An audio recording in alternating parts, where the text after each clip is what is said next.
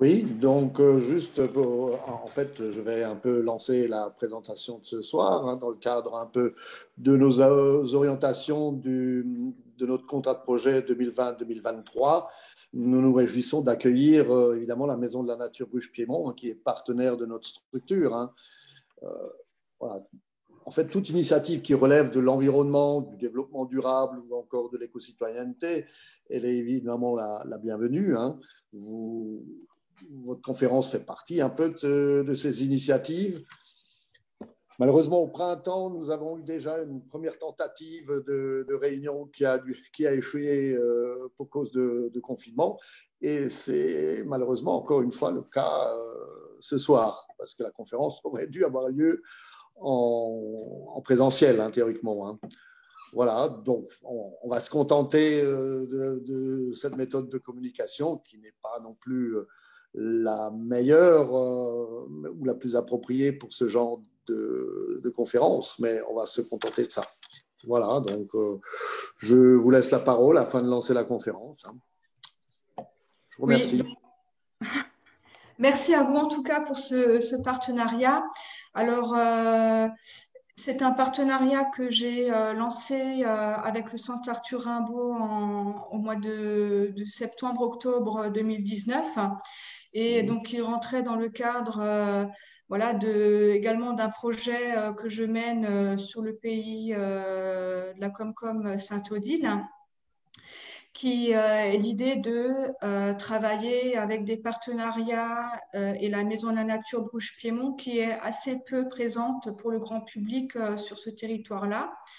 Donc, dans ce cadre-là, avec Laetitia, qui est une administrée, une membre du conseil d'administration de la Maison de la Nature Bruges-Piémont, basée à Aubert-Aslar, et qui est également une partenaire active au sein de notre association, nous avons programmé donc cette conférence de présentation de la sylvothérapie, mais cette conférence devait se faire en préambule de deux sorties sur terrain, une sortie organisée pour le public familial et une sortie organisée pour le grand public.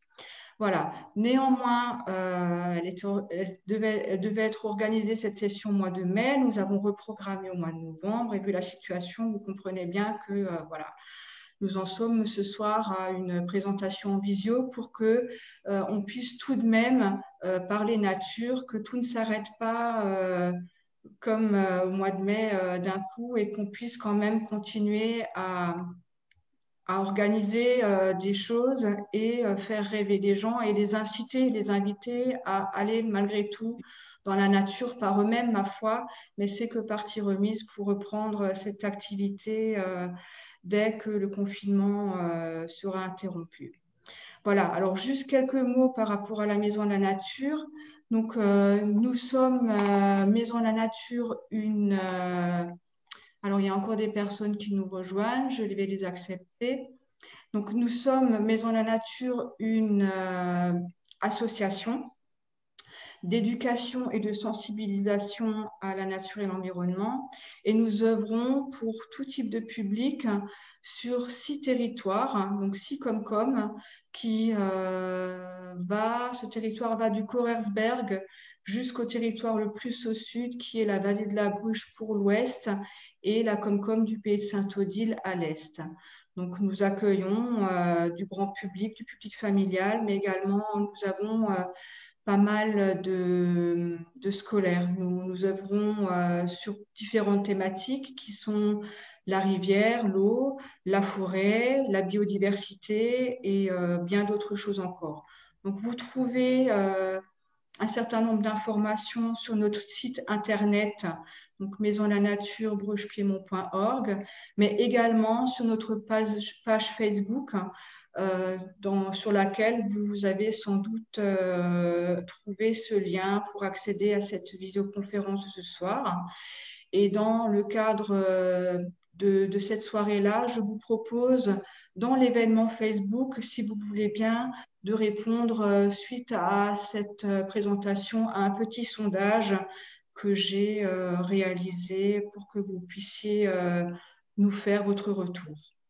Voilà, alors je vais couper mon micro ainsi que le micro de Monsieur Eric Kaiser.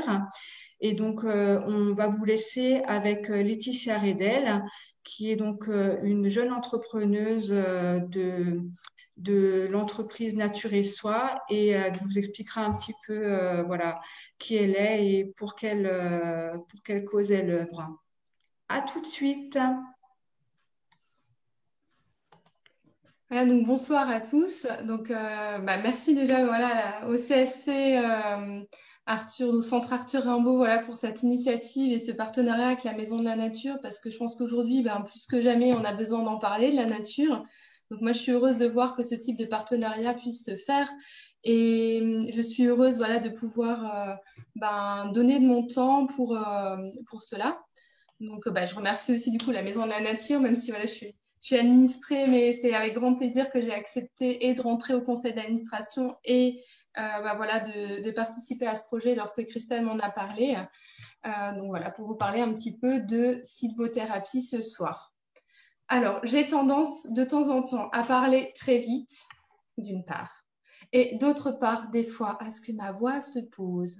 Donc, si jamais, n'hésitez pas à me faire des signes stop, ralenti, voilà, ou plus fort, parce que c'est pas impossible que je pose un peu ma voix au cours de la conférence. Donc, vraiment, n'hésitez pas. Moi, j'ai le petit chat à côté, donc je surveille aussi s'il y a des petites questions ou des petits problèmes techniques, donc n'hésitez pas à m'en faire part. Et puis, je vous propose de démarrer par ma présentation. Donc, je vais un petit peu vous présenter qui je suis, et puis on parlera un petit peu de mon parcours pro un peu plus tardivement. Et puis ensuite, on parlera de sylvothérapie. Donc, qui je suis, c'est important en fait dans ce que je fais. Parce que si je n'avais pas été cette petite fille qui a grandi à Oberhaslar, qui se sentait pas écoutée, pas comprise, et qui partait en forêt dès que le vent tournait du mauvais côté, entre guillemets, et ben aujourd'hui, probablement que je serais pas là en train de vous parler des arbres.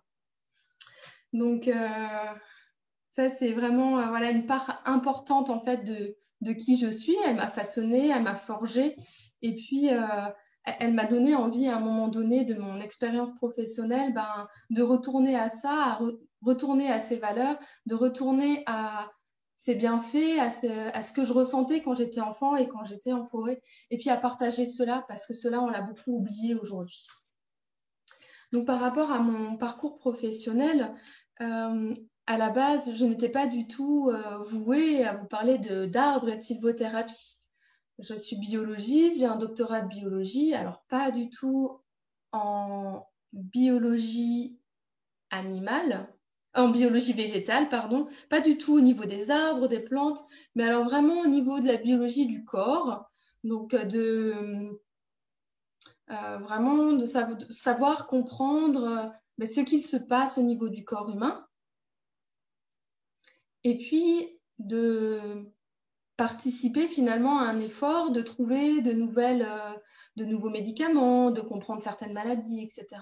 Donc mon doctorat, je l'ai fait sur le virus du sida, encore une fois, rien à voir avec les arbres, hein, rien à voir. Donc pas du tout vouée à aller dans cette voie-là.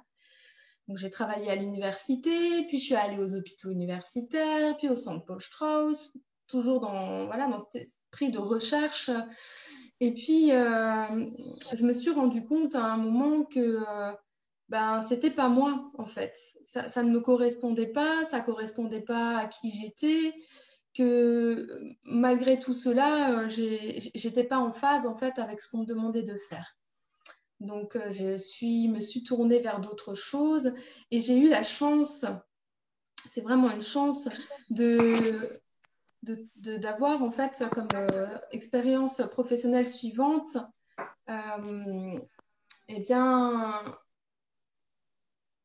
la chance de travailler pour un laboratoire qui s'appelle Velleda. Donc là-bas, j'ai été coordinatrice en fait formation, responsable de tout ce qui était formation au niveau complément alimentaire et produits cosmétiques. Et puis quand on arrive dans ce laboratoire peu commun, on vous propose, surtout quand vous devez parler de leurs valeurs, de leurs produits, etc., de participer à ce qu'ils appellent leur curriculum. Et là, il s'est passé quelque chose d'absolument incroyable, c'est que on m'a bien sûr parlé de la théorie des signatures, dont je vous reparlerai tout à l'heure, mais on m'a demandé en fait de me placer devant une plante. Et puis j'avais 2 heures. Alors à l'époque, je rappelle, je venais du centre Paul Strauss, j'avais fait des études de biologie, mais absolument pas végétale, je n'y connaissais rien en plantes. Mais alors, rien du tout. J'avais tout à apprendre, plein de bonne volonté, mais j'y connaissais rien. Donc on me place devant une plante pendant 2 heures, et puis on me dit, bah voilà, vous allez avoir 2 heures, vous avez un crayon et un papier, et ensuite il faudra nous dire à quoi sert cette plante d'un point de vue médicinal. Bon, bah voilà, c'était les seules informations que j'avais. Mais 2 heures, quand on regarde une plante, je peux vous assurer que c'est long. C'est très, très, très long. Donc, je l'ai regardée, j'ai commencé à la dessiner. Puis, à un moment donné, dans un moment d'autodérision, je me suis dit, non, mais tu veux pas me dire quelque chose parce que là, je ne sais plus. Et puis, à force de la regarder, quand même, je me suis mise dans un état un petit peu de méditation. Alors, à l'époque, j'étais déjà un petit peu... pas éveillée, mais dans une phase de développement personnel. J'avais fait des premiers stages de Reiki, etc. Donc, je commençais quand même à méditer un petit peu, à être un petit peu ouverte. Donc, je me suis mise devant cette plante et puis la méditation est arrivée. Et puis là, j'ai commencé à ressentir certaines choses dans mon corps, à certains endroits, des petits mots qui venaient, des petites sensations que j'avais pas avant. Donc, tout ça, je l'ai noté en fait. J'ai noté tout ça. On était une dizaine, on avait chacun une autre plante. Et puis, au bout des 2 heures, le formateur est revenu. Il me dit, bon, bah alors, qu'est-ce qu'elles vous ont dit, vos plantes? Et est-ce que vous êtes capable de me dire aujourd'hui, maintenant, à quoi servent ces plantes? Et bah, croyez-le ou non, on avait quasiment tous réussi à trouver à quoi elles servaient. Alors, plus ou moins précisément, mais on avait des indications. Et là, ça a reconnecté à qui j'étais quand j'étais enfant et à ce que je ressentais quand j'étais en forêt. Et bon, je suis quand même restée un peu chez Velleda, parce que je venais d'arriver et puis voilà, j'avais des choses à vivre là-bas, des choses à apprendre, des choses à comprendre aussi.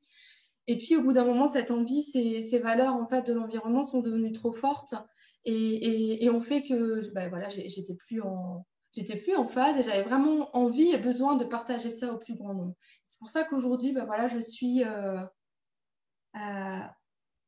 regardais juste parce que j'ai l'impression qu'il y en a qui ont des soucis de connexion.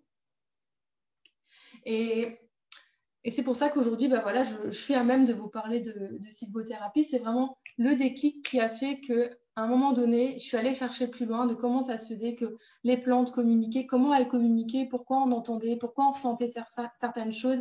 Et c'est ce qui m'a amenée en fait à me tourner vers la sylvothérapie. Alors, je vais essayer de vous partager mon écran. Et puis, vous verrez, il n'y a pas beaucoup de slides parce que au final, il y a beaucoup de choses qui vont passer par l'oral, mais ça permettra quand même d'avoir un support visuel. Du coup, je ne vois plus le chat. Donc, si jamais il y a des gros soucis techniques ou quoi que ce soit, Christelle, n'hésite pas à m'interrompre. Voilà. Donc, au niveau de la sylvothérapie, donc, je vais vous proposer un petit peu de définir ce que c'est brièvement. Finalement, on en entend beaucoup parler, mais qu'est-ce que c'est vraiment? Quels sont les bienfaits en fait de cette pratique? Comment se déroulent les séances? Et voilà, ce qui m'anime aujourd'hui, c'est que en fait, en reprenant contact avec la nature, c'est bien plus que simplement de se rendre compte qu'un arbre est vivant, etc. Même si ça, c'est déjà un pas énorme. Mais c'est surtout qu'en reprenant sa place au sein de la nature, c'est ça. C'est notre propre nature qu'on redécouvre. Parce qu'on peut s'aligner en fait avec qui on est vraiment. Et c'est vraiment ça pour moi l'essence de la sylvothérapie. Alors Eckhart Tolle disait « cherche un arbre et laisse-lui apprendre le calme ». Et je trouve que rien que de cette phrase, en fait, finalement, cette citation résume tellement bien la sylvothérapie. Parce que finalement, aujourd'hui, on est tous dans une espèce de course contre la montre. Et moi aussi, parfois, j'ai besoin de me rappeler que la nature a son propre rythme et qu'il serait bon que je m'y réadapte et que je me réharmonise avec. Parce qu'on oublie, parce que la société fait qu'aujourd'hui, on court partout, il y a beaucoup de stress, on se met une pression un petit peu importante entre Bon, on est en temps de confinement, mais quand même, il y en a quand même beaucoup qui sont encore, qui travaillent. Donc le travail, les enfants, ben, quand on n'est pas en confinement, on a les activités extrascolaires, etc. Enfin bref, on a tous notre lot d'endroits où on est impliqué, qui font qu'on a une certaine charge, qui font qu'on court tout le temps. Et quand on arrive en forêt, ben, des fois, on a tendance à continuer à courir comme ça, à marcher sur un rythme effréné. Et dans ce cas-là, ben, on est dans une randonnée et c'est OK. La randonnée apporte beaucoup de choses. Rien que de faire de l'exercice physique en pleine nature, c'est génial. Ça n'a rien à voir avec la sylvothérapie, mais ça apporte tout autant de bienfaits. Ils sont juste différents. Mais juste de se mettre dans un rythme qui soit différent, un rythme où on ralentit. Rien que ça, des fois, pour certaines personnes, c'est déjà un exercice en soi qui n'est pas simple. Et pourtant, c'est la première étape. C'est absolument essentiel, c'est de ralentir. Parce que si je vais trop vite, je ne vois pas, je n'entends pas, je ne ressens pas. À partir de là, je ne peux pas appréhender ce qui se passe autour de moi, en fait. Si déjà je vais trop vite. Donc ça, c'est la première étape. Alors, la sylvothérapie, alors je vous disais, c'est absolument primordial de ralentir. Il y a une deuxième chose qui est absolument primordiale, c'est d'aller dans son corps. C'est d'être à 100% incarné dans son corps et présent à son corps. Et ça encore, c'est pas toujours évident pour tout le monde. Parce que oui, on va à une vitesse effrénée, donc le problème du ralentissement. Et puis en plus, on utilise tellement notre mental. On est complètement conditionné depuis la plus tendre enfance à utiliser nos yeux pour voir ce que nous dit un écran. Encore là, on simule nos yeux. Désolée, j'aurais préféré vous voir en visu et puis pouvoir partager ça d'une autre manière. Mais voilà, les choses font que ce soit comme ça ce soir. Mais depuis notre plus tendre enfance, on nous apprend à utiliser notre cerveau, essentiellement. Donc, tout, en fait, se passe ici et on oublie ce qu'on touche, ce qu'on sent, ce qui se passe ailleurs dans notre corps. Et donc, la sylvothérapie, la première chose, c'est de passer par l'éveil des sens. Et c'est ce qu'on appelle souvent Shinrin-yoku. Vous en avez peut-être entendu parler, c'est une pratique japonaise qui revient depuis quelques années et qui est à l'origine du terme sylvothérapie, à l'origine du fait que cette pratique qui est ancestrale revienne à la mode. En fait, cette pratique, à la base, elle n'a rien de japonaise. C'est-à-dire que elle n'est pas uniquement japonaise. C'est-à-dire que finalement, dans tous les peuples premiers, dans toutes les cultures du monde, il y a un lien fort avec la nature. Ça, c'est une évidence. Et grand merci aux Japonais, parce que si eux, dans les années 80, n'avaient pas fait toutes ces recherches, eh ben peut-être qu'aujourd'hui, on ne parlerait pas de sylvothérapie en France. On a la chance de descendre d'un peuple qui s'appelle le peuple celte. Vous n'êtes sûrement pas sans savoir que ce peuple-là, sa religion, entre guillemets, en tout cas la façon dont ils vivaient, en fait, leurs croyances étaient basées sur les arbres. Le bosquet sacré, l'arbre du monde, qui était le chêne. Enfin, chaque arbre avait sa symbolique, a sa symbolique, et était utilisé d'une manière très carrée par ces personnes, par ces druides, en fait, qui transmettaient cela de manière orale. Donc, on a, entre guillemets, toute notre légitimité en Europe par rapport à cette pratique. Et souvent, j'entends, oui, mais c'est japonais, oui, merci aux Japonais, ils l'ont fait revenir. Mais on a largement de quoi parler, transmettre de par notre culture ancestrale qui vient du peuple premier, qui vient de nos contrées, qui sont donc les Celtes, et même encore avant eux, en fait, ces hommes du néolithique qui ont dressé ces pierres levées et qui avaient aussi des cultes avec les arbres. Alors, quand même, grand merci effectivement à ces Japonais. Donc, pourquoi ils ont fait ces études-là, ces Japonais, en fait? Donc, les études scientifiques ont commencé dans les années 80 Et en fait, c'est parti du gouvernement japonais qui est parti d'un constat, qui s'est rendu compte que, en fait, ils avaient beaucoup de burn-out. Beaucoup de personnes, bon voilà, en Japon, les conditions de travail ne sont pas du tout les mêmes que chez nous, hein. Ils ont très peu de vacances, ils travaillent à la suite pendant des semaines et puis ils s'écroulent, enfin. Donc, conditions de travail très difficiles. Et puis, ils se sont rendus compte qu'ils avaient énormément de burn-out.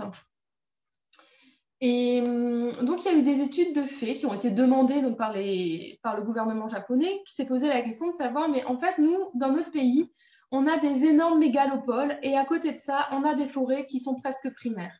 Alors, est-ce que le fait de prescrire de la nature pourrait aider ces personnes qui travaillent beaucoup à ne pas faire de burn-out? Est-ce que quelque part, on peut faire de la prévention avec ça? Et c'est cette réflexion-là qui a été à l'origine, au final, de toutes ces études scientifiques à la base.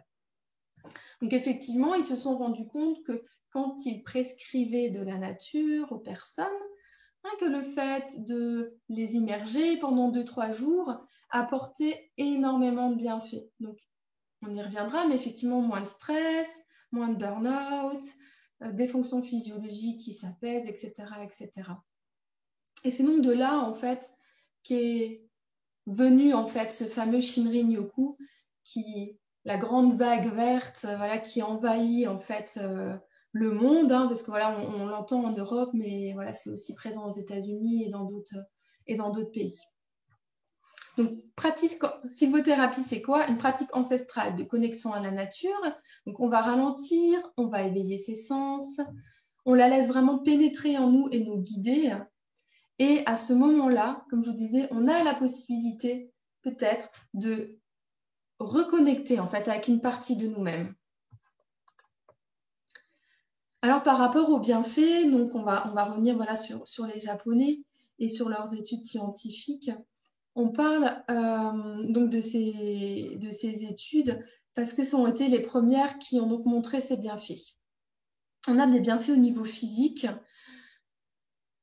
Ils se sont donc rendus compte que quand les personnes en fait étaient dans la nature, donc sans forcément y rester 2-3 jours, hein, mais même une immersion de 2-3 heures, on avait des effets au niveau cardiovasculaire. C'est-à-dire que rien que le fait de faire une séance de 2 heures à 3 heures, on a en fait une diminution du rythme cardiaque. Donc ça, c'est assez intéressant.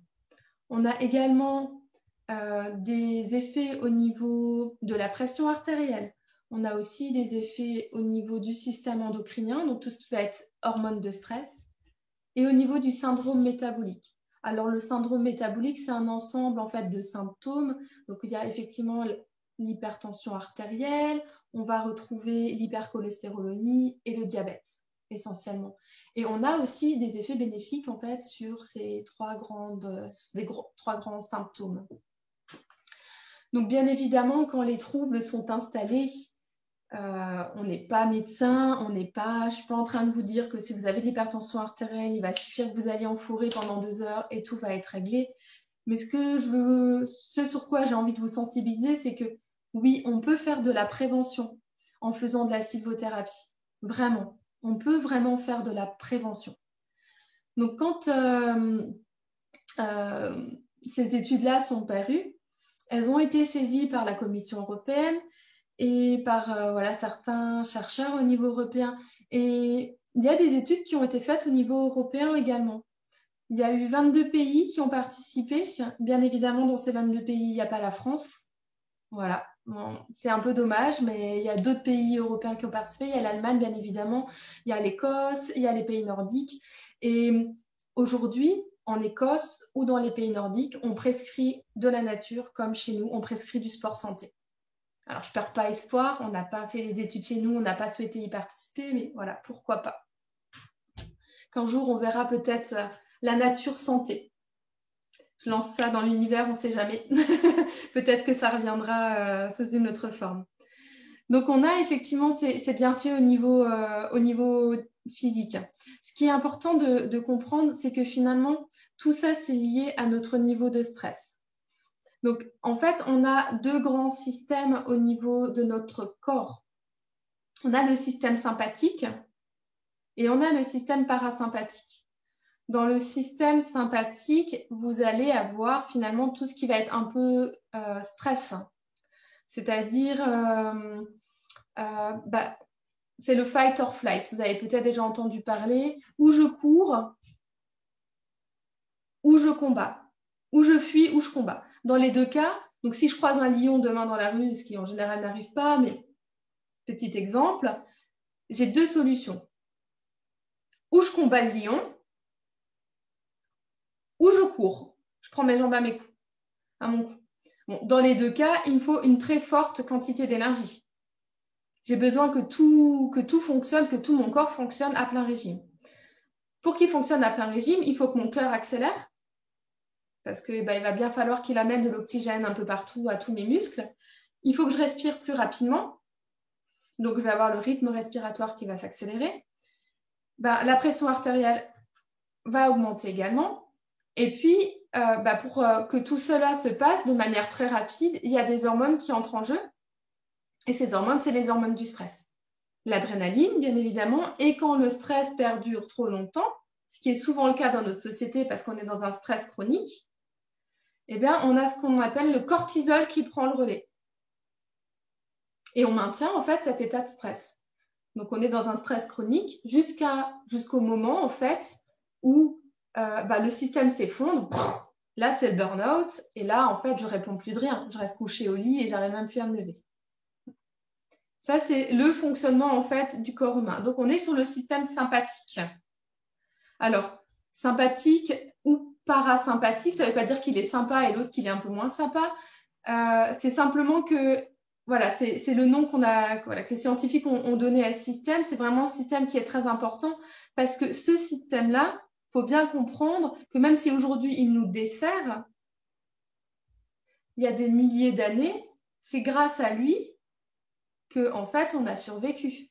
Parce qu'on n'a pas toujours été au sommet de la chaîne alimentaire tout là-haut. Souvent, il y a quelques milliers d'années, on était, nous aussi, traqués. Voilà, on pouvait aussi être abattu par une bête,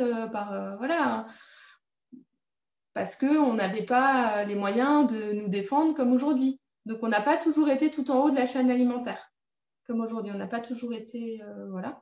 Donc, c'était un système, et c'est toujours un système d'adaptation et de défense au final. Donc, système sympathique, on va simplifier. Système sympathique, stress.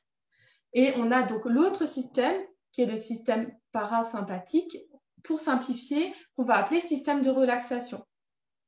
Et dans ce système-là, eh bien, qu'est-ce qu'on va activer? On va activer la digestion. Bien évidemment, si je suis en train de courir pour me sauver parce que le lion me poursuit, c'est pas le moment que je digère en fait.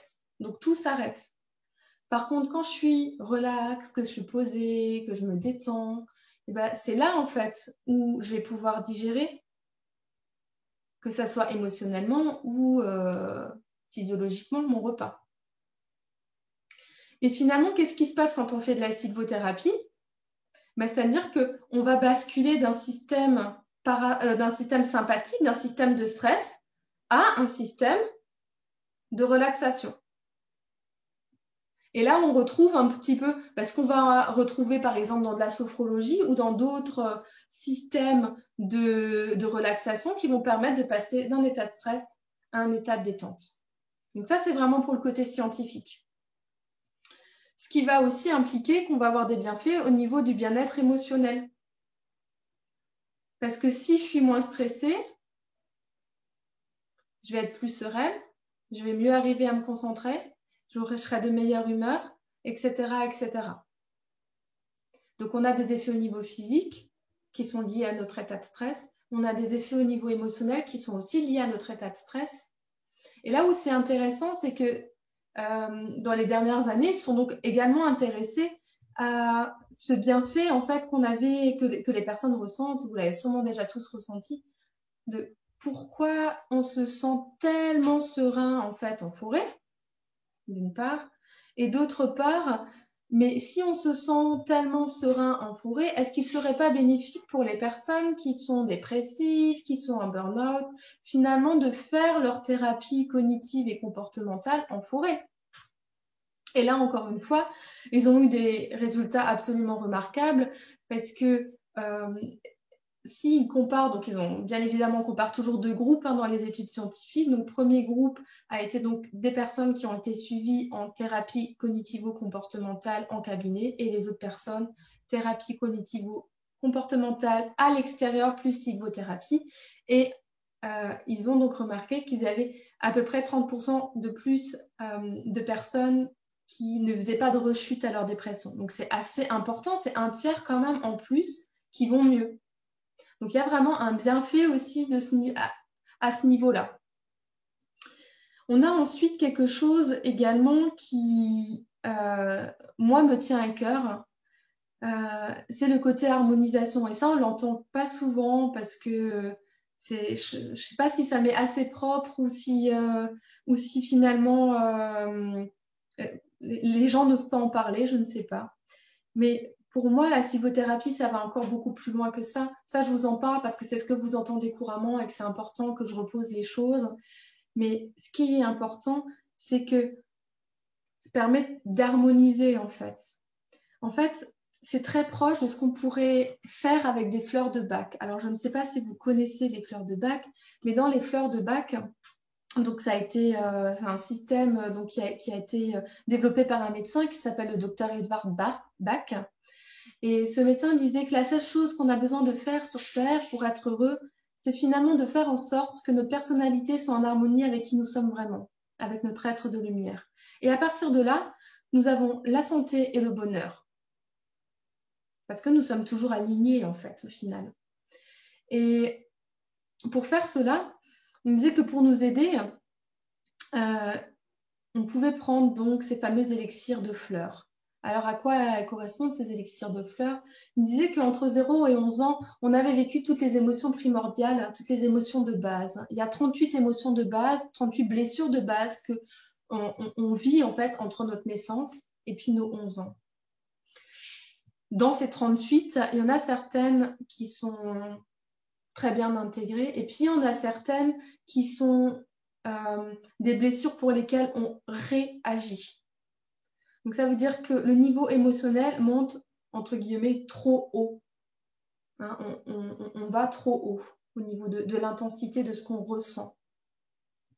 Et donc, il me disait que chaque fleur correspondait à une émotion de base. Que donc, en prenant la fleur qui était adaptée à l'émotion à laquelle on surréagissait, on était vraiment dans la réaction, eh bien, on pouvait arriver à cette harmonie parce qu'on arrivait à retourner à un niveau en fait émotionnel qui soit tout à fait acceptable. On ne gomme pas les émotions parce qu'on a besoin de nos émotions, c'est nos curseurs. Est-ce qu'on va bien? Est-ce que dans cette situation je me sens bien, je me sens pas bien? Enfin, qu'est-ce qui se passe pour moi? Mais on reste en fait à un niveau qui soit plus ou moins acceptable, c'est-à-dire que fini les grandes vagues comme ça, mais je suis plutôt dans des petites vaguelettes, quoi. Il se passe des choses, mais j'arrive à les gérer. Finalement, avec la sylvothérapie, on peut faire tout à fait la même chose. Et là, je pars déjà dans le subtil, je pars dans l'essence de l'arbre. Mais je vous ai dit tout à l'heure en préambule que chaque arbre avait une symbolique. Et c'est là où c'est intéressant. Parce que finalement, avec chaque arbre et ce qu'il amène, on peut aussi arriver à cette harmonie. Alors, je vous ai parlé en préambule aussi de la théorie des signatures. Et bien, c'est la même chose, tout cela se rejoint. Donc, les médecins de l'Antiquité, Paracelse, Hippocrate, Goethe aussi, ces médecins aussi qui ont développé l'homéopathie, comme Samuel Hahnemann, étaient très au fait, en fait de cette théorie des signatures. C'est-à-dire qu'ils avaient très bien compris que, en fait, une plante avait sa propre essence, avait son esprit, avait ses particularités et que de ce fait, en fait, on pouvait l'utiliser dans certaines pathologies. À l'époque, ils n'avaient pas la possibilité de faire les études scientifiques qu'on fait aujourd'hui pour déterminer à quoi sert une plante d'un point de vue médicinal. Et il faisait exactement l'expérience qu'on m'a proposé de vivre chez Velleda, c'est-à-dire que à la fois il observait, donc il l'a dessiné, il l'observait dans son environnement, à côté de qui elle pousse, qui c'est qui est à côté, qu'est-ce qui se passe, etc. pour elle. Et puis, ils se mettaient à un moment donné dans un état méditatif. Et ils écoutaient ce qui se passait en eux. Et là, on arrive dans quelque chose de subtil, ils écoutaient ce que la plante leur disait. Donc un petit peu de médiumnité avec les plantes, si on peut qualifier ça de ça. Et puis, ils notaient tout cela, et que ça soit Hildegarde, Bingen ou tous ces médecins, ou les Celtes encore avant eux, ou les hommes du néolithique, savaient exactement à quoi servaient les plantes. Et ce n'était pas que de l'empirisme. Ils n'avaient pas fait que de la cueillette, tester, et puis avec celle-là tu meurs, avec celle-là tu meurs pas, puis ils ont cherché des dosages. Alors bien sûr, il y a aussi eu de l'empirisme, et je ne dis pas qu'il n'y a personne n'est mort de mésusage de plantes dans l'Antiquité, mais il y avait aussi cette connaissance qu'ils avaient déjà. Et ce qui est fou, c'est que toutes ces connaissances qui sont totalement ancestrales et traditionnelles ont été validées par la science aujourd'hui. Donc c'est absolument incroyable. Et je me souviens d'il y a quelques années de ce homme du néolithique qu'on a retrouvé en Autriche, le fameux Tsi. Il avait aussi qui avait été tué par une lance, etc. Je ne sais pas si ça vous dit quelque chose, cette histoire. Il avait dans sa bourse, en fait, des plantes médicinales, de l'arnica, etc. Enfin, il savait, en fait, ce qu'il faisait. Il n'avait pas simplement des plantes quelconques dans sa bourse. Il avait des plantes médicinales qu'il pouvait probablement utiliser pour se soigner. Donc, là où je trouve c'est assez incroyable. Alors, quelques chiffres par rapport à ces études scientifiques. Quand donc on fait une sortie de sylvothérapie, donc 2-3 heures, on a 80% des personnes qui montrent une augmentation de l'activité parasympathique, donc du système de relaxation. On a 69% des personnes qui sécrètent moins de cortisol après la séance, 40% qui se disent moins anxieuses, et hop, avant que je passe à la suite, par rapport aux bénéfices, on dit que les bénéfices d'une séance de sylvothérapie de 2 à 3 heures durent une semaine. Et quand on fait une retraite de 2 à 3 jours, ça dure 2 à 3 semaines. Je trouve ça absolument incroyable. Puissions-nous aller toutes les semaines pendant 2-3 heures dans la nature et notre vie sera totalement changée. Alors aujourd'hui, je sais que c'est plus difficile, qu'on est en temps de confinement et de restriction de ce côté-là, et que faire une balade à 1 kilomètre de chez soi, on n'a pas forcément la forêt, etc.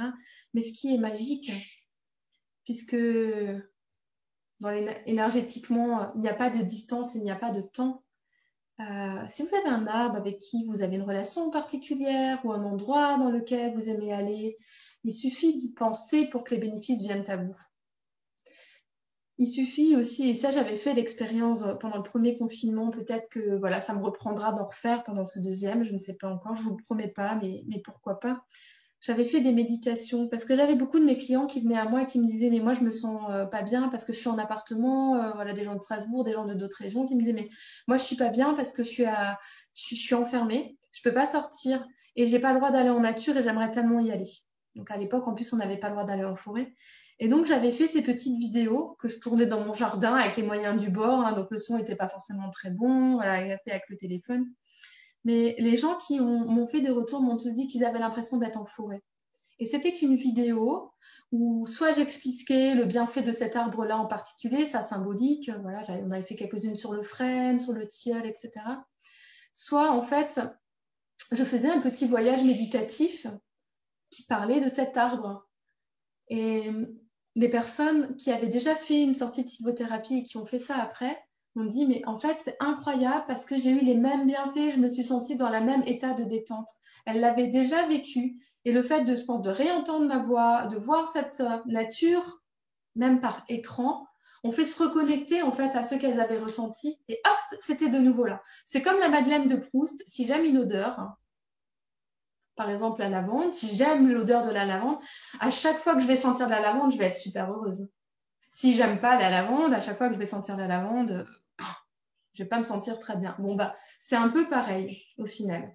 Donc, ce que je vous invite à faire par ces temps de confinement, c'est même de regarder une image, d'écouter des sons. Voilà, si vous n'avez pas la possibilité de partir, de pouvoir aller en nature, c'est vraiment ça. C'est déjà de faire ça, de regarder une photo, de vous laisser juste dans un état contemplatif par rapport à cette photo de nature, de regarder ce qui se passe en vous, d'écouter des sons, de peut-être diffuser un peu d'odeur de pin, d'huile essentielle de pin dans la maison et de sentir cette odeur et de regarder ce qui se passe en vous. Et c'est assez incroyable parce que le cerveau, il fait pas la différence entre ce qui est vrai et ce qui n'est pas vrai. Je m'explique. C'est-à-dire que, bien évidemment, que si on fait une sortie de sylvothérapie de 3 heures et qu'on va en forêt et qu'on vit les choses, le bénéfice sera d'autant plus important. Mais si je ne peux pas faire ça et que je regarde une image de nature, le cerveau ne fait pas la différence entre l'image et la nature. Lui, il croit qu'on est dans la nature. Donc, il va envoyer des signaux. En fait, c'est bon, je suis en nature, je me relaxe. Alors qu'au final, le signal n'a été que visuel et on n'a pas eu, par exemple, toutes les molécules en fait, qui ont été sécrétées par les arbres. Mais ça marche quand même. Et ça, c'est assez incroyable. On avait fait aussi, justement, avec la MNBP, au niveau du premier confinement, j'avais fait des petits conseils, des petites choses à faire, etc. Je partagerai peut-être, c'est un petit PDF, je partagerai peut-être sur la page de l'événement où j'en ferai des images pour que vous puissiez voir. Donner un petit peu des idées à faire, voilà ce qu'on peut faire quand on ne peut pas vraiment sortir.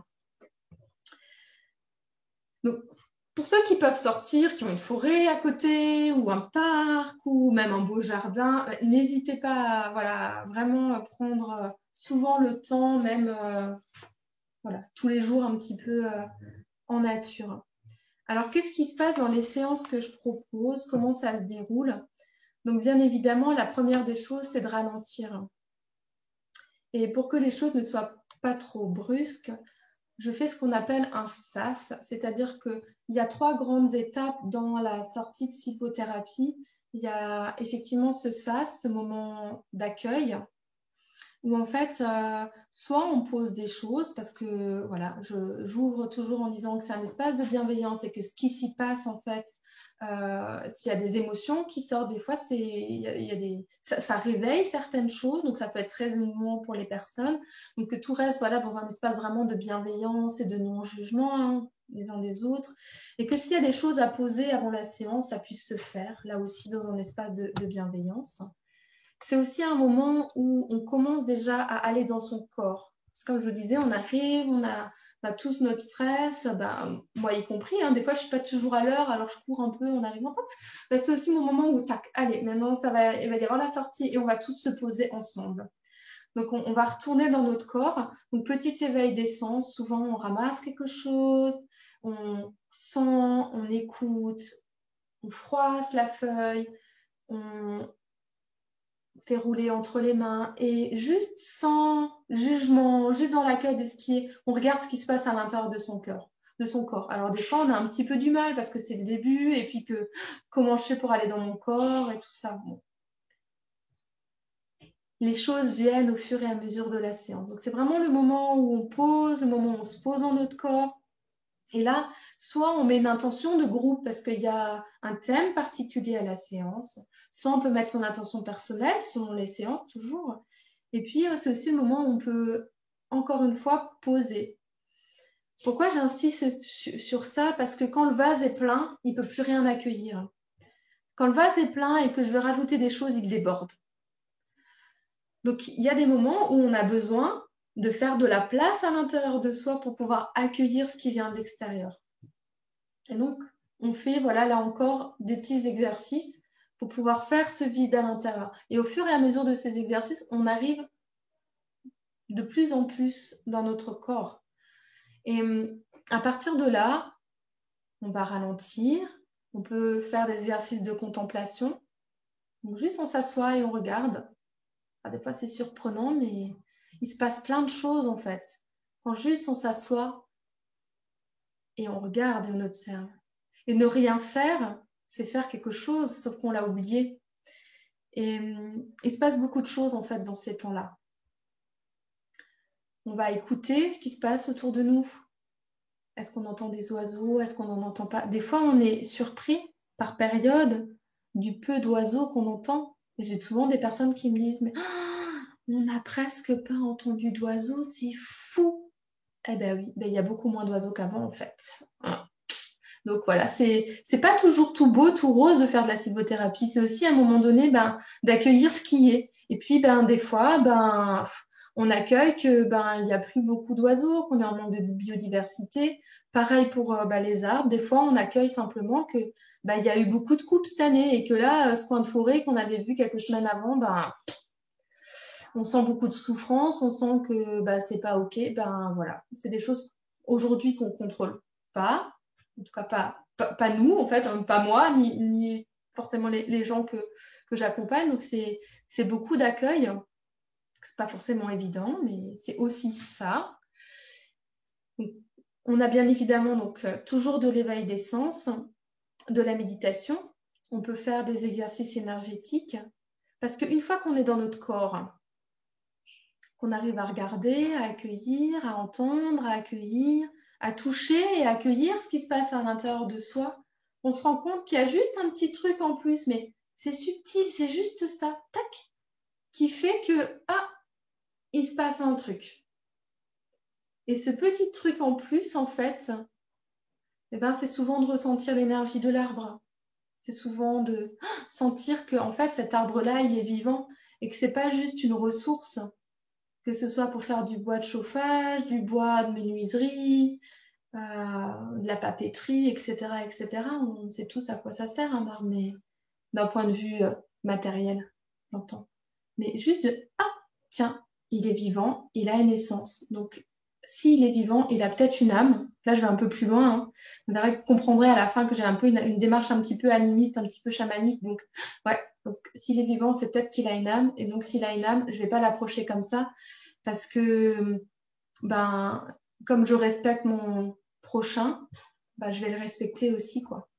C'est beaucoup de mise en lumière, de prise de conscience par rapport au monde qui nous entoure. Parce qu'à force, et je blâme personne, hein, et voilà, moi la première, je fais aussi partie de cette société, à force d'être sur notre piédestal, là, tout là-haut, on a oublié beaucoup de choses, quoi.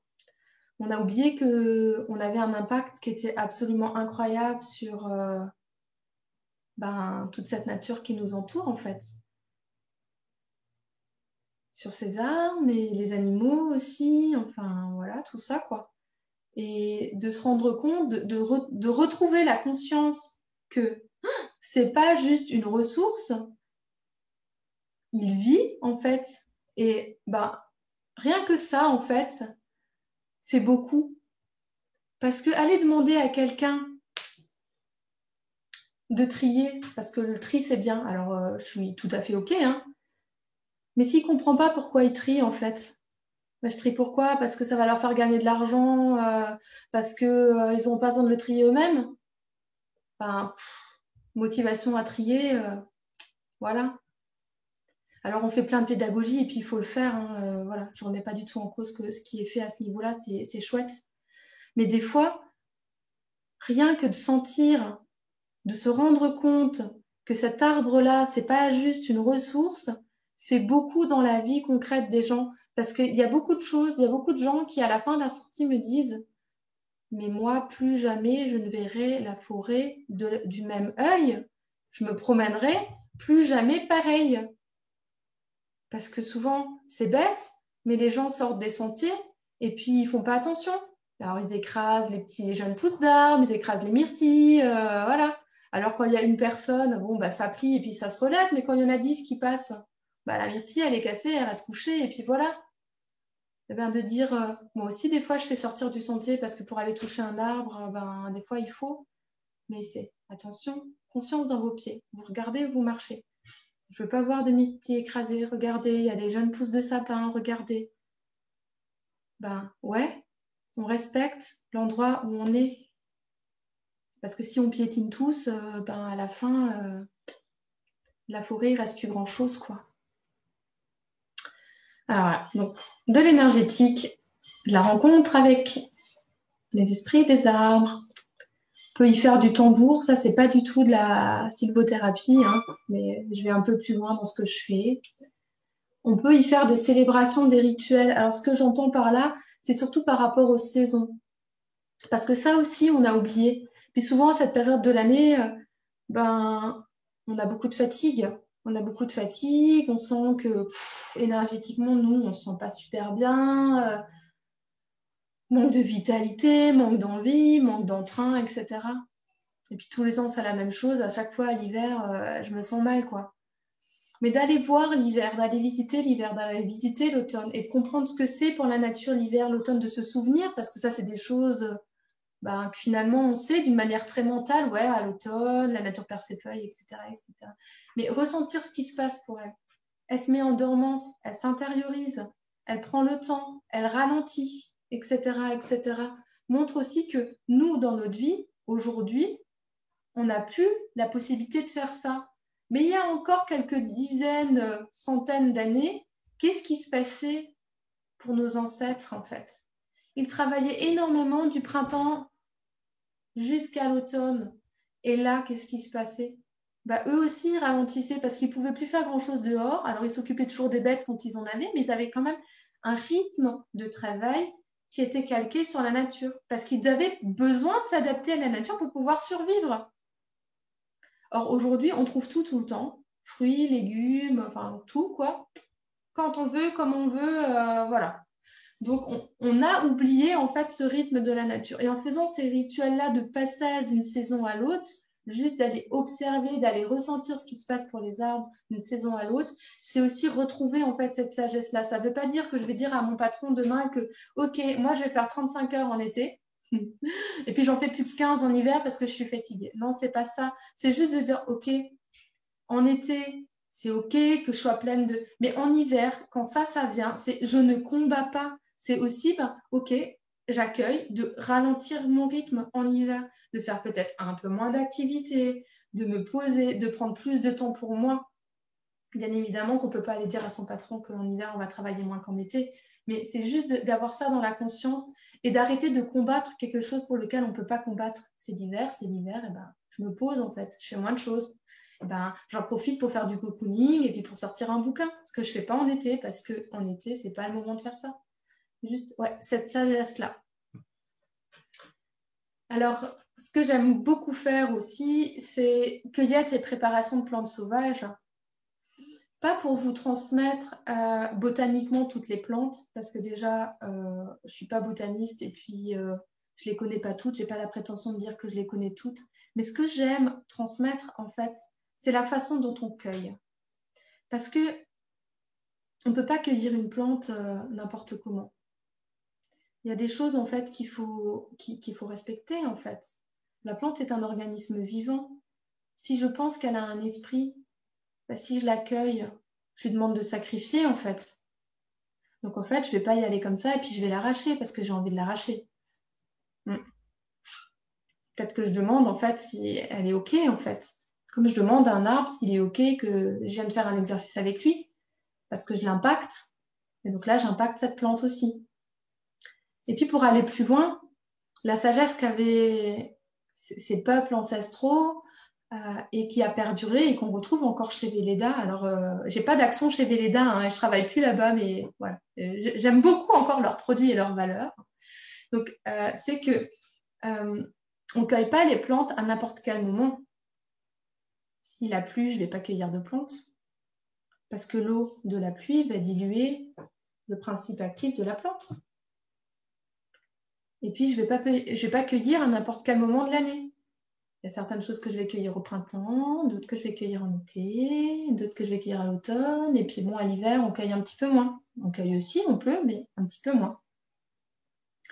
Pareil dans la journée. Dans le rythme de la journée, quand j'ai un potager, il y a peut-être des plantes que je vais cueillir le matin et il y a peut-être d'autres plantes que je vais cueillir le soir. Parce que le matin, qu'est-ce qui se passe pour la terre en fait? L'énergie monte. Donc l'énergie monte de la terre vers les feuilles. Donc le matin, je vais cueillir les feuilles. À midi, quand le soleil est au plus haut, je vais cueillir les fleurs et les fruits. Et puis le soir, quand l'énergie redescend en fait de la plante et va dans les racines. Donc si je veux cueillir mes carottes, je les cueille en soirée. Enfin, je les cueille pas, je les sors de terre en soirée. Si je veux cueillir ma salade, couper ma salade, je vais la couper le matin. C'est bête en fait. C'est dire bon, bah, ça change pas grand-chose. Si, ça change parce que vous allez avoir plus de nutriments le matin si vous cueillez votre salade, plus de nutriments le soir en fait quand vous allez chercher votre carotte. Il y a quand même une importance. C'est sûr qu'en termes de macronutrition, vous allez avoir à peu près sensiblement la même quantité de protéines, de sucre, de lipides. Il n'y en a pas beaucoup dans les légumes, mais voilà. Peu importe le moment où vous cueillez. Mais si vous respectez ça, au niveau des vitamines et des minéraux, vous allez avoir quelque chose de sensiblement différent. Et ça, c'est important. Parce que c'est ça qui nous nourrit, en fait, qui nourrit notre corps et qui fait que nos cellules fonctionnent bien. Et donc, j'aime faire ces sorties juste pour ramener de nouveau cette sagesse-là. Parce que c'est des choses qu'on savait, que peut-être vos grands-mères savaient qu'elles faisaient intuitivement, parce que ça avait toujours été fait comme ça. Et que nous, aujourd'hui, des fois, on a oublié parce que on fait partie des générations qui n'ont plus grandi, entre guillemets, avec, à la maison, à travailler dans les fermes, etc. Moi, je suis la première génération à pas avoir eu besoin de travailler dans le potager ou aller cueillir le fruit. Alors, j'y allais, j'étais la petite fille, j'y allais de manière ponctuelle, mais je suis quand même la première génération à pas avoir connu de ferme à la maison, quoi. Donc, tout ça, c'est des choses que moi, j'avais oubliées et que je suis contente d'avoir retrouvées en allant travailler dans ce laboratoire. Et ça va même plus loin. Parce qu'on considère aussi que tout le monde n'est pas capable, ou ne devrait pas, plutôt, cueillir une plante. C'est-à-dire que si on veut en faire un remède, si je voudrais en faire un médicament, ce qui n'est pas le cas parce que je ne suis pas pharmacien et puis je ne suis pas médecin, mais si je voulais me servir de la plante pour me guérir, tout le monde ne peut pas cueillir une plante pour se guérir. Parce qu'on considère que l'humeur avec laquelle on va approcher la plante va influer sur la qualité du médicament. Et ça, c'est absolument incroyable. C'est-à-dire que si j'y vais avec de la colère, si je m'approche d'une plante et j'y vais avec de la colère, cette colère va transparaître. Et donc, on va avoir un médicament qui va être moins actif, qui va avoir perdu une partie de son essence. Et ça, je trouve que c'est primordial parce que souvent, on va aller cueillir en pensant à sa liste de courses, en allant faire ceci. Ah, après, il faudra encore que je fasse ceci, cela. Et puis bon, celui-là, il m'a parlé comme ça, j'étais pas OK. Enfin, voilà, tout ce que nous tourne des fois dans la tête. Mais non, quand vous allez cueillir une plante, juste, OK, je vais lui demander. Et puis ensuite, je vais mettre dans un état de bienveillance envers elle. Je vais essayer de rester le plus neutre possible pour ne pas influencer la qualité de la plante. Et tout ça, c'est des choses qui étaient ancestrales et qu'on a oublié en fait. C'est rien de nouveau, j'apporte rien de neuf, je rapporte que des vieilles choses que je remets au goût du jour. c'est toutes les choses qu'on a oubliées. Autre chose qui est absolument primordiale et que je fais souvent dans les sorties, c'est marcher pieds nus. Il est absolument indispensable de marcher pieds nus, dehors, bien évidemment, à l'intérieur. Si vous voulez, oui, pourquoi pas. Ça pourra vous apporter quelque chose au niveau de la posture. Mais là où c'est absolument primordial, c'est à l'extérieur, sur terre nue. Pourquoi je dis ça? Parce que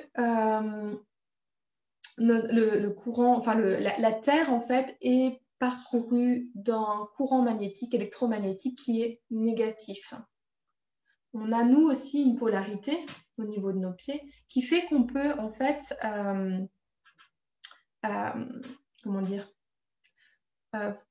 se nourrir, en fait, je vais utiliser ce terme-là, je ne sais pas bien comment dire, se nourrir, en fait, de ces électrons. En fait, notre corps, à force d'être en contact avec la pollution, qu'elle soit électromagnétique, qu'elle soit de ce qu'on mange, de ce qu'on respire, etc., notre corps, en fait, va produire ce qu'on appelle, en fait, je trouve plus mes mots. On va être dans un stress oxydatif, voilà, donc on va être dans une situation en fait d'oxydation. Et le fait d'être en contact en fait avec ces électrons négatifs va amener une régulation en fait, c'est-à-dire qu'on va se réguler et qu'en fait on va entre guillemets combattre en fait ce système en fait d'oxydation qu'on a à l'intérieur de notre corps. En fait, ce système d'oxydation, il arrive, c'est ce qui fait que nous vieillissons. Voilà, c'est le système de vieillissement de nos cellules. Et il y a des fois ce qu'on appelle, on va quand même tous continuer à vieillir, hein, bien évidemment, mais des fois on a ce qu'on appelle un vieillissement prématuré. Des personnes qui sont très jeunes et qui sont déjà très ridées, etc., etc. On voit des traits marqués, etc. C'est aussi des personnes en fait qui n'ont pas forcément eu connaissance que on avait la possibilité en fait d'amener une régulation en fait au niveau de son corps par rapport à ce vieillissement prématuré. Alors marcher pieds nus ne fera pas tout, bien évidemment, il faut aussi agir sur son alimentation, etc. Mais là aussi, il y a des études scientifiques qui montrent que en fait, rien qu'en marchant pieds nus une demi-heure par jour, en fait, on régule en fait ce vieillissement prématuré qui redevient à des normes, à des niveaux normaux. Autre chose, on a en fait dans le sol ce qu'on appelle une mycobactérie qui s'appelle Mycobacterium vaccae. Et donc en étant en contact avec le sol une demi-heure par jour, donc que ce soit avec les pieds ou avec les mains, on est donc au contact de cette mycobactérie. Et il semblerait, et là il y a encore des études qui doivent être faites pour vraiment confirmer, mais les premières études montrent qu'en fait, il y aurait des effets au niveau des fonctions cognitives. Donc, avec une amélioration de l'attention, de la concentration et diminution, en fait, des taux d'incidence, en fait, des maladies d'Alzheimer et de Parkinson. Donc, c'est pas rien, en fait, quand on y pense. Parce que quand je pense qu'en mettant une demi-heure par jour dehors, les pieds nus, j'ai peut-être moins de chance, en fait, qu'un jour, en fait, d'être dans cet état de dégénérescence, en fait, cérébrale, je trouve ça plutôt chouette. Et sans aller jusque-là, juste de me dire que oui, le fait d'être au contact avec le sol, je vais stimuler mes capacités cognitives, en fait, que je serai plus attentive, que je serai plus concentrée. Je trouve ça déjà énorme comme information. Parce qu'on est quand même dans une ère, en fait, de l'hyperactivité, des troubles du comportement, avec des difficultés d'attention, difficultés de concentration.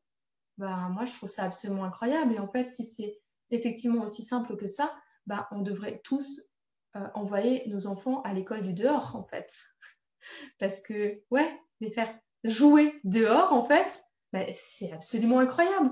Et là aussi, il y a des études scientifiques qui montrent que quand les enfants qui font l'école du dehors, ils ont beaucoup plus de facultés de concentration. Qu'est-ce qu'on attend, en fait? Qu'est-ce qu'on attend pour développer l'école du dehors? Qu'est-ce que les autorités attendent pour que ça devienne de plus en plus courant? Moi, je me pose sincèrement la question. C'est simple comme bonjour. En fait, la seule chose qu'on a oubliée, c'est qu'on faisait partie de la nature. Alors, c'est quand même un gros oubli, parce qu'on a l'impression que d'un côté, il y a nous, puis de l'autre côté, il y a la nature.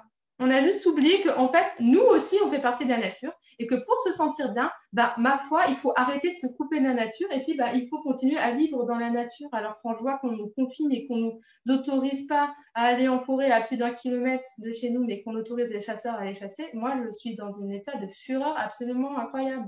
Alors j'essaie de me maîtriser. Non, ok, souffle, la colère n'apporte rien de bon à personne, mais on va où? On nous prive en fait de là où on vient en fait. C'est un droit primordial qu'on a d'aller dans la nature parce qu'on fait partie de la nature. Bon, stop pour la politique, là je vais retourner sur la sylvothérapie, mais voilà, c'est vraiment des choses qui sont pour moi primordiales et qui devraient en fait être la base. Donc je vérifie l'heure. Ce que vous avez besoin en fait quand on fait une sortie de sylvothérapie, c'est des chaussures de marche, des vêtements adaptés à la météo. Alors, je répète, mais c'est des choses qui vous paraissent, je pense, tout à fait basiques, mais je vous assure que des fois, il y a des choses qu'il est bon de répéter. Donc, chaussures de marche, parce qu'on marche en forêt, qu'il y a des tiques. Donc, bien évidemment, on va quand même respecter les mesures de prévention, même si par moment, je vais quand même vous demander si vous êtes d'accord d'enlever un petit peu vos chaussures, ou au moins de mettre les mains un peu dans la terre, de toucher les feuilles, etc. Vêtements adaptés à la météo, là aussi, du classique, et une serviette de toilette, effectivement, pour pouvoir s'asseoir, si des fois c'est un petit peu humide et puis vous voulez pas avoir les fesses mouillées, et puis pour éventuellement vous essuyer les mains ou les pieds, si vous avez marché pieds nus ou mis les mains en terre. Et puis c'est tout, en fait. Tout, une petite bouteille d'eau, et puis voilà. C'est un peu venez comme vous êtes, et surtout avec qui vous êtes. Donc sylvothérapie pour trouver sa place. Alors oui, bien évidemment, parce que comme je vous le disais tout à l'heure, il n'y a pas la nature d'un côté et nous de l'autre. En fait, on fait partie de la nature. Et quand je dis que c'est la sylvothérapie pour trouver sa place, c'est aussi pour retrouver sa place dans la nature. C'est reprendre contact, c'est ressentir ce qui s'y passe, c'est accueillir ce qui s'y passe aussi. C'est pas toujours facile, mais c'est comme ça. Et surtout, à partir du moment où on reprend sa place au sein de l'organisme plus grand que nous qui s'appelle la Terre, la nature, à partir de là, où on est à nouveau à notre place, où on s'aligne de plus en plus, qu'on respecte ce qui nous entoure, on peut reprendre, nous aussi, on peut se reconnecter à qui nous sommes vraiment. Parce que si je ne respecte pas d'où je viens, ce de quoi je fais partie, comment je pourrais être bien à ma place en fait? Et c'est, il me semble, Michel Maxime Heger qui a écrit des livres sur l'éco-psychologie. Et puis si vous avez l'envie, je vous les conseille. Il disait que finalement l'homme c'est le cancer de la Terre. Et il n'a pas forcément tort en fait. Parce que nous sommes en train de détruire en fait le lieu où l'on vit, comme les cellules cancéreuses détruisent le corps dans lequel elles vivent. Et ça, je trouve ça, enfin moi, à chaque fois que je le dis, en fait, je suis pleine d'émotions, j'ai les larmes qui viennent, là, je suis toute émue, parce que je me dis, mince quand même, on en est arrivé jusque là, en fait. Ben moi, j'ai mal. J'ai mal à la France, j'ai mal à la terre, j'ai mal, voilà. Je trouve ça dur, en fait. Et si, à chaque sortie, je peux ouvrir les yeux, ne serait-ce que d'une personne, eh ben, j'ai fait ma part. Alors, c'est pas grand-chose, c'est une personne, mais c'est ma part de colibri. Et c'est ce pourquoi j'œuvre, en fait. C'est de me dire que chaque personne de gagner, c'est une personne de plus. Et que 1 + 1, ça fait bien plus que 2. Parce que si chaque personne derrière touche une autre personne, derrière, c'est quelque chose d'exponentiel. Donc j'invite, voilà, chacun, chacune à venir tester, que ce soit avec moi ou avec d'autres. Voilà, il y a d'autres collègues qui œuvrent autour, et de juste venir dans un moment d'accueil, en fait. De rien attendre de la nature, mais juste se mettre dans un moment d'accueil et de, ok, je viens là pour recevoir dans un premier temps, parce que c'est plus facile comme ça, dans ce sens-là. Ok, je viens pour recevoir, montre-moi. Hop, on fait la sortie, on voit les choses se poser. Et puis après, c'est d'aller aussi souvent qu'on le souhaite pour recevoir ça. Mais aussi y aller pour donner, en fait. Parce que si je reçois, à un moment donné, il faut donner. Et on dit souvent, on me dit souvent, hein, il y a beaucoup de gens qui viennent me voir, moi, à chaque fois que je vais pas bien, je vais en forêt, puis après, je vais mieux. Ouais. Et la prochaine fois, tu iras quand tu vas bien. Et tu vas juste te promener et juste faire, je vais bien, et je partage ça. Je vous donne tout mon amour, je vous donne toute ma joie, et j'y vais. Et observez ce qui se passe et ce que vous recevez en retour. Parce que ce que vous recevez en retour quand vous allez bien est 10 fois plus important que ce que vous recevez quand vous n'allez pas bien. Et ouais, allez juste observer cela, reprendre votre place au sein de la nature, au sein de la terre, va vous faire reprendre, en fait, va faire reprendre contact avec qui vous êtes vraiment. Et pour tous les gens qui sont perdus, qui souvent, je sais pas qui je suis, je me sens paumée, je sais plus quoi faire de ma vie pro, allez faire un tour en nature, en fait. Ça aide tellement, ça éclaircit tellement les choses, parce que on est en reliance avec cette nature en face, mais ce qu'elle nous renvoie, en fait, c'est souvent un miroir. Et souvent, on se rend compte, il y a des prises de conscience. Ah, et c'est tellement, tellement facile une fois qu'on a pris le pli.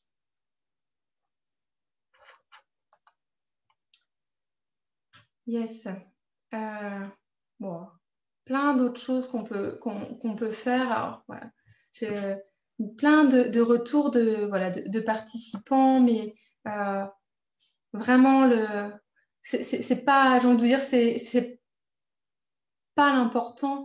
J'ai envie de dire que l'important ce soir pour moi, c'est de vous donner envie en fait d'aller tester en fait, comme je vous disais, que ce soit avec moi ou avec quelqu'un d'autre ou même tout seul, juste d'aller tester, d'y aller une fois différemment, d'y aller avec cet esprit d'accueil, d'ouverture, me dire ok, maintenant je vais apprendre à te connaître vraiment en fait et observer ce qui se passe avec les arbres. C'est vraiment juste ça en fait. Et puis bien sûr, si vous avez envie de tester avec moi, c'est avec grand plaisir. Alors, j'ai plus de date programmée pour le moment parce qu'il y a confinement. Et puis qu'en plus, on arrive sur l'hiver. Et puis que moi, comme la nature en hiver, je calme mon rythme parce que j'ai bien appris ce qu'elle m'avait transmis, ce qu'elle m'a enseigné. Donc, je me calme aussi un petit peu en hiver. Mais je vous invite, pour ceux qui le souhaitent, ceux qui ont envie d'être tenus au courant des prochaines dates ou des stages de formation, parce que je forme aussi, je transmets, d'aller voir sur le site internet. Vous avez possibilité de vous inscrire à une newsletter. Alors, j'inonde pas de mails. C'est environ 1 à 2 par mois. Des fois, c'est même 1 pour 2 mois, en fait, selon l'actualité et ce qui se passe.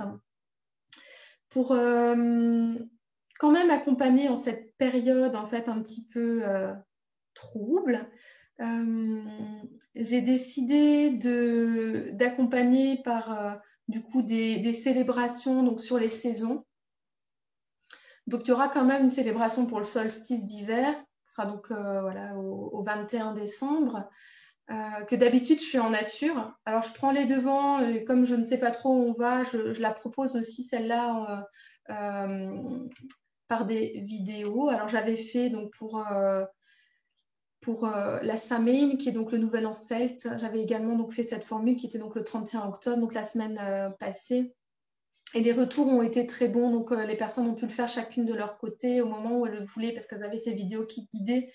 Et la possibilité de me recontacter après pour me donner leur ressenti. Donc les retours sont bons. Cette fois-ci, je ferai un live en plus pour qu'on puisse échanger sur ce que chacun a vécu, etc. Donc s'il y a des personnes qui sont intéressées, ça c'est aussi sur le site internet. Finalement, vous trouverez toutes les informations. Et puis, j'espère, en tout cas, moi, je suis ouverte à cela, de pouvoir reproposer peut-être, avec le CSC, s'ils sont partants, pourquoi pas de reprogrammer en fait ces sorties qui avaient été programmées déjà 2 fois. En fait, on n'a vraiment pas de chance de ce côté-là. Donc, à voir si on pourra ou pas. Et dans tous les cas, il y aura aussi des manifestations qui seront prévues avec la Maison de la Nature, où du coup, là, j'œuvre comme bénévole. Donc, ce sera des sorties gratuites. La dernière avait été faite avec du coup 3 approches différentes, une approche sensorielle, il y avait une prof de yoga et donc j'étais présente aussi donc sur une journée où il y a aussi eu de bons retours et ça permet vraiment d'être dans le corps avec le yoga, l'approche sensorielle, les sens et puis du coup j'apportais une approche un peu plus spirituelle, donc ça faisait un beau mélange, un bon cobon en fait de pratiques. Donc il y aura d'autres propositions via ces biais-là.